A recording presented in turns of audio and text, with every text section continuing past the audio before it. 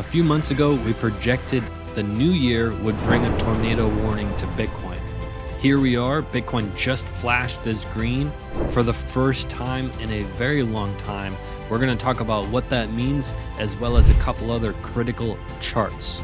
I hope you're buckled up. My name is Steve. Hit that subscribe button. Let's jump straight into it. What we've got here is a few months ago, we projected that Bitcoin would turn green. We know that there are two colors on this chart in front of us. Green, which is during the whole bull market, and red during each bear market. We have red back here in 2011. We have red in 2014. We have red in 2018, the COVID crash here, and then most recently. So very, very simply put, the red is really, really bad. And a few things start to happen during this red period that give us clues as to when the green period is going to start. Simply put, when the red is pointing down, price action is really, really in trouble. That's when the market flushes itself out during the bear market, right? And as the red is pointing down, things get worse and worse and worse. It's kind of like on a chart when you have candles that are red and they get bigger and bigger and bigger. Then the blood in the streets pick up. What you want to look for is when you have red candles that are big, and as they get smaller and smaller and smaller, it's a clue that the momentum is about to shift. This is true in any time frame. Look for it next time you look at a chart. But the same thing is true for this indicator, because we were going down, and just like how candles get smaller and smaller and smaller, signaling reversal, we started going sideways, and then we started pointing up in our red, right? Once we start pointing up in our red, that's when we flip to green, right? And we did the same thing in 2018. We're going down, and then we moved up in our red. It was right before we flipped to green. The same thing happened during the COVID crash, and also the same thing happened in 2011. We're going down in the red, and we flipped up in the red, showing a momentum shift to the upside, and that's when we shift to green. Now, the green in 2011, the bottom was already in, right? Once we flipped to green in 2011, the bottom was in. Once we flipped to green in 2015, the bottom was already in. Once we flipped to green in 2018, the bottom was already in. Once we flipped to green in the COVID crash, the bottom was in. So we ask ourselves, if every single cycle, when it flipped to green, the bottom was in, the four previous cycles, the only 4 cycles that Bitcoin has ever seen in the history of Bitcoin, is this time going to be different? Because we just flipped to green. Is the bottom in? That's the $1 million question. And we were projecting this months ago, that we were going to flip to green in the new year. And here we are. We flipped to green. This is pretty cool.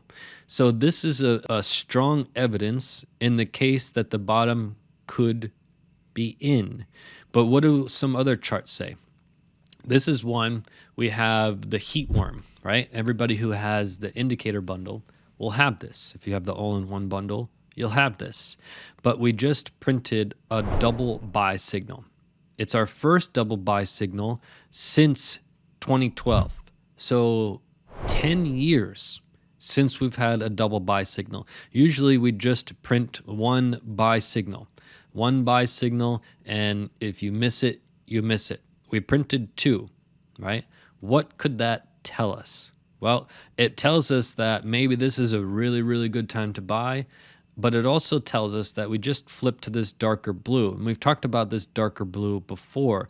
Since Bitcoin hasn't gone as high as its previous cycles went, we didn't go as high this cycle because we had a double top. We're going to have a little bit further downside action than normal. It's going to be the same in terms of percentages and everything of that nature. It's just we didn't go as high, and we're going to go as low as we normally do. That's why price action is literally inside of these color spectrums now. We were inside with our wicks back in the day of 2015, but we're inside with the actual candles. But if you do some measured moves, it's apples to apples. We just didn't go as high with our double top, plain and simple. right? So there's that to consider as well. Now let's look at our next one. The only thing we wanted for Christmas, and we made this claim around, before Halloween was even around. We said the only thing we wanted for Christmas was to have this MACD cross. Why? Because we've only had a couple MACD crosses on this 12th day in history. In fact, we can count them on one hand. We had 4 of them. Each one happened in the bear market, and each one happened at a very particular time in the bear market. This one happened here, and then we went up 20,000%. This one also happened after the bottom was in. This one happened here, and we went up 8,000%. And it also happened after the bottom was already in. We don't have a lot of false signals in the MACD cross. It's not very often the MACD crosses. In fact, just take a look here, right? Every several years we'll have a MACD cross. And this is very, very accurate in terms of Bitcoin's entire history. It's not like the MACD is crossing down, crossing up, crossing down, crossing up. It's every handful of years, it makes one move. And it's very, very meticulous. Here, MACD cross went up 230%. It happened after the bottom was already in. Same thing in COVID crash. It happened after the bottom was already in. We went up 666%. Now, you say, okay, well, we have this MACD cross. Why is Bitcoin not rising? This is a bear market, and these percentage rises didn't happen in the snap of a finger, right? What you want to look for is a momentum shift. Clearly, unequivocally, our momentum has been heading down. There's nothing to argue that. And our momentum is still pretty low. We have to have a lot of energy come into Bitcoin to start to move this to the upside. We're not quite close to that yet, but we do have this MACD cross, right? We can't deny that. The previous 4 indicated that the bottom was in and indicated that Bitcoin was in a shift from bear to bull, but it still took several months, right? Case in point, 2015. We had this MACD cross right here in the middle of the bear market. The bottom was already in, but we still plummeted in prices after rising a little bit to fall even a little bit lower than our bottom was in price, right? Could Bitcoin do the same thing? Absolutely. Absolutely. So we could very well be in the middle of a bear market. We could very well have seen the bottom, and we could very well go up in prices over the coming months and then plummet even a little bit further than our bottom was in price, okay? But the bigger picture is that Bitcoin could be in this stage of shifting momentum that takes many, many months to do. But with this evidence in this chart and this evidence in this chart is suggesting that we could be in the stage of transition from bear to bull that takes several months to do. Now, I do want to talk about a couple things. The first is I'm super pumped. Super pumped. Everybody wants financial freedom. I built the 7 steps to financial freedom. We built a lot of things that our students are going crazy for. We have forum alerts where students are posting forums about crypto. We're learning more about crypto. We're learning more about our life and how to set it up for our future, our family's future, our kids' future, what you should be doing now with your money. How should you be saving it? How should you be spending it? How should you be investing it? How you should be making more of it? Everything to know about money. My life's work is put into this membership, and it's affordable. It's an affordable membership, and it's going to be awesome. This is going to change. My courses have changed so many lives, and nobody can deny that. What we're building here with the Financial Freedom Academy, is going to change substantially more lives, and I cannot wait. And it's still in beta. There's a whole bunch of people in it right now, and the feedback has been incredible. And every day we're making it better and better and better and better because we're getting tons of feedback. But in this month, I'm going to open the doors for some new people to join. There's a lot of people that are very angry they didn't get in the first time, and make sure you get in this time. But only people on our email list because we're still in beta. So if you want to join this, get on the email list, try to join that beta, and we'll launch it to the public maybe in 1 or 2 months. So very, very excited about that. And I wanted to talk about another thing. This is a really big tip.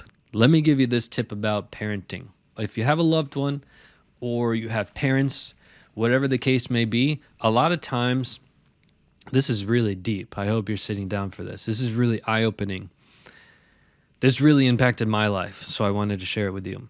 My mom is 56, right? So I could think, oh, I have, 20 more years with my mom. If she lives to the average age, I have 20 more years with my mom, right?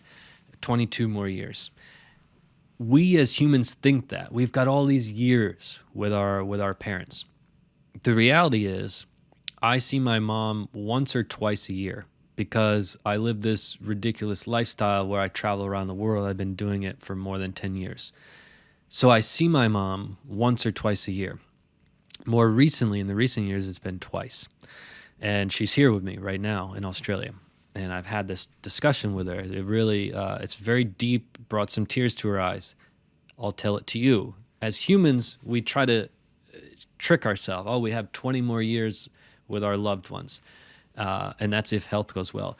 Actually, what I have left with my mom, if I see her twice per year and she lives for 20 more years, I have 40 more times with her. I have 40 more times to see her. I don't have 20 years. I have 40 times. And if I see her once per year, that's 20 times. I don't have 20 years. I have 20 times. When you put that in perspective, it makes you look at life a little bit differently and really be in the moment and really appreciate and respect those moments you get to share, and put away the phone and put away the distractions and just be present with those people you love. Look at it like this. Think about a loved one you have. How often do you see them? How many more years are we all going to be alive? I could die tomorrow. My mom could die tomorrow. And we only had today as our moment to share. So appreciate those moments. I hope this opened your eyes to something slightly different than where your mindset was before this video.